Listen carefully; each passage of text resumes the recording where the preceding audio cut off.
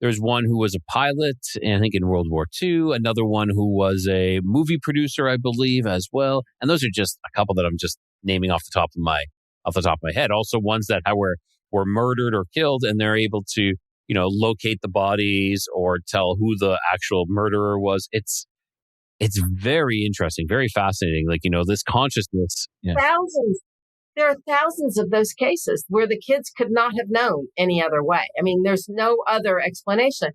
And I like what Voltaire says, like, why isn't it obvious? Like, it's the more obvious answer. It's like, why is it harder to believe that we're born more than once than to believe once? I mean, because science likes to argue about some of that, like, well, this is the right way and you have to prove me wrong. Like, goes both ways on this one, dude. Like, so it's, and I love writing about it from a fiction standpoint. I think you have more like freedom to do that from a fiction standpoint, because everybody's like, okay, we're not gonna hold you accountable for this, but you're like, haha, little do you know, I'm using a lot of scientific theory in this one and a lot of anecdotal evidence as well. You just don't know that. This is just a love story, and but I am planting seeds as you read these books. That's right. And so, like in the We Meet Again trilogy, I have Giordano Bruno. I have my couple living in the 1500s, and they meet him, and they actually meet Shakespeare. And I mean, obviously, I'm writing a fictional world, but there is some pretty interesting evidence that Shakespeare met Giordano Bruno, because he went up to Oxford.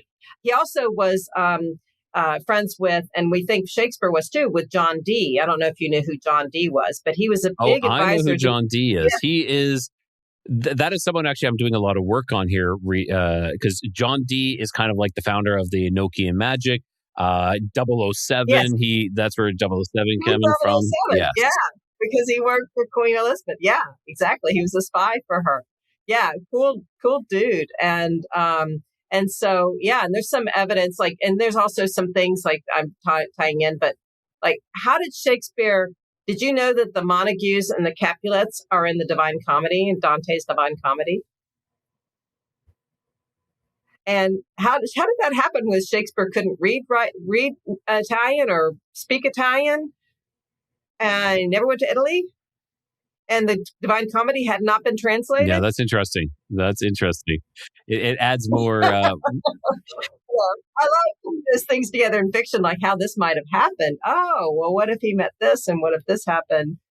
So I love bringing back, and there is in Rome, it was found about 100 years ago, but an old Pythagorean, or 2,000 years earlier, Pythagorean temple that was just buried underground.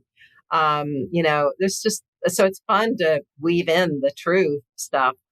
And like, I also kind of brought in the whole idea of, I don't know if you know the story of Francesca and Paolo. They're also in the Divine Comedy, and they're a cooler story than Romeo and Juliet. But Rodin, the kiss where they're kissing, that's Francesco and Paolo from that story. So I love weaving in, like, you can go into history and kind of weave them into your story. And then you get to, introduce your characters in different situations, in different bodies, in different time periods. So I have some questions about reincarnation.